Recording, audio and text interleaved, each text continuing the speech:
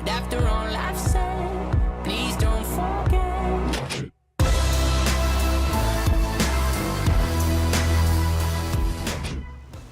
Spider-Man Into the Spider-Verse is the newest animated film from Sony Pictures and Sony Animated Studios, and tells the story of Miles Morales, a teenage high schooler who is basically your normal, average, everyday kid. He goes to school, he lives with his family, and when he gets bitten by a radioactive spider, he discovers that he might have powers and that other Spider-Men from other dimensions are suddenly coming into his world, and they gotta find a way to get back to their own world before they disappear and stop the Kingpin from accomplishing his evil plans, along with other villains like Scorpion, the Goblin, or the Prowler.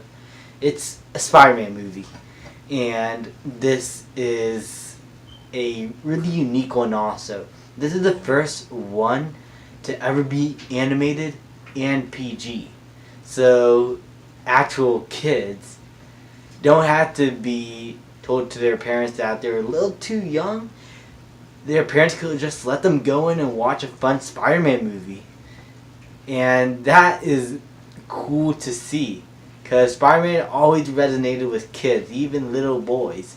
And so having a lot of a bigger audience for your film for that and for this character, I thought it was nice, a good change of pace. And the animation style here looks amazing and really unique. In fact, it's sort of like a comic book. You see thought bubbles, what the characters are thinking are in word boxes sometimes. The style is like in a comic book, and a sort of a retro one with a lot of cool lighting and a lot of cool shots. Very neon on looking stuff during nighttime, and it is beautiful. It's a good looking movie and really unique also. I love the animation style for these characters and for the way they move or the way they look like. And Miles Morales, this is basically a movie about him, and this is sort of a change of pace from Peter Parker, who's not the main focal point of this Spider-Man film. And we mostly focus on Miles Morales and his home life, his school life, how he gets his powers, and how he develops his friendship with the Spider-Men from all these other Spider-Verses. And their chemistry with one another, and their banter, and the dialogue exchange between them, I thought was amazing. I thought it was a well-written movie, and these characters were just so much fun to watch. And they all steal the show. There isn't one character that stands out the most. They all have their own moments to shine. The adult Spider-Man, played by Jake Johnson from Jurassic World, he was fantastic. The girl who's going to be in the new Bumblebee movie, I don't know her name, she was great as Gwen Stacy. I love Spider-Noir. Nicolas Cage killed that character. I love the way he was portrayed. Nicolas Cage was just Nicolas Cage, and I loved him. I loved him. And Spider-Ham and Penny Parker, as weird as those characters might have been in the trailers, they worked extremely well in this movie, and I love what they did with these characters.